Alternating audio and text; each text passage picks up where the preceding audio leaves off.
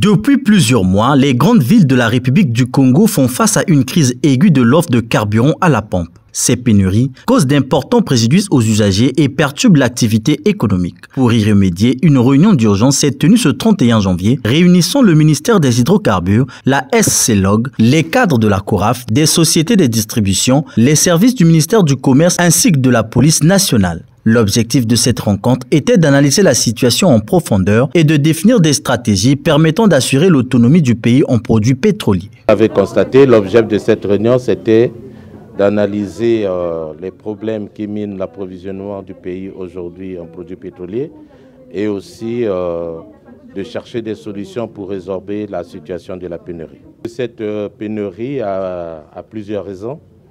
Tout à l'heure, nous avons dit que la première raison était que la baisse de la production de la CORAF a fait que la couverture du marché local ne soit pas effective et que cela a augmenté le quota d'importation des produits pétroliers. Parmi les mesures préconisées par le gouvernement figure l'augmentation de la production de la CORAF en produits blancs au détriment des produits lourds, majoritairement destinés à l'exportation. Une amélioration de la structure des prix est également envisagée avec la garantie de ressources financières pour stabiliser le coût des hydrocarbures bruts.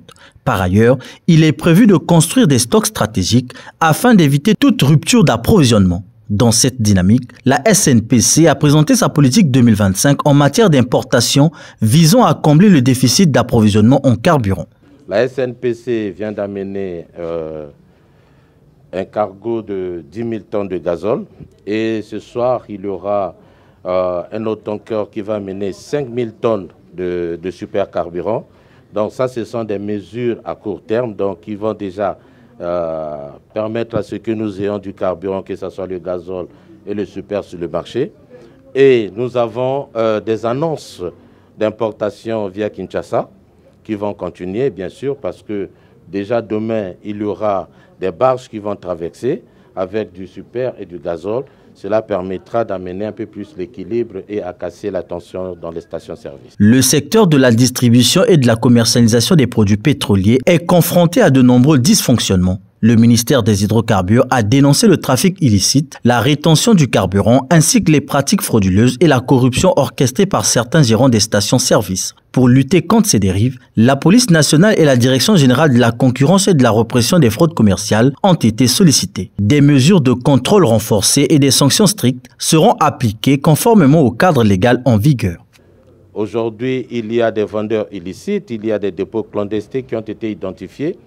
Donc, nous avons mis à profit la police nationale qui est en train d'exécuter une mission conjointe avec la Direction générale de l'aval pétrolier, avec l'Agence de régulation de l'aval pétrolier et aussi avec la Direction générale de la concurrence et de la répression des fraudes commerciales.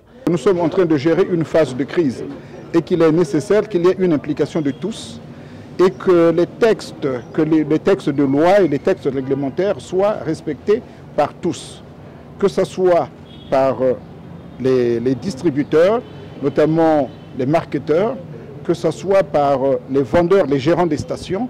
Il faudrait bien que ces textes soient respectés. Il n'est pas normal que le carburant sorte de la SCLOG, qu'il se retrouve de façon éparpillée à travers la ville. Il faudrait bien qu'on mette de l'ordre à ce niveau-là. Les distributeurs de carburant sont désormais fixés sur leur responsabilité d'assurer une distribution régulière des produits pétroliers aux consommateurs. Cette nouvelle réunion sur l'approvisionnement du pays en carburant laisse entrevoir des solutions concrètes. Les recommandations émises tracent la voie vers une sortie définitive de la crise et une meilleure stabilité du marché des hydrocarbures en République du Congo.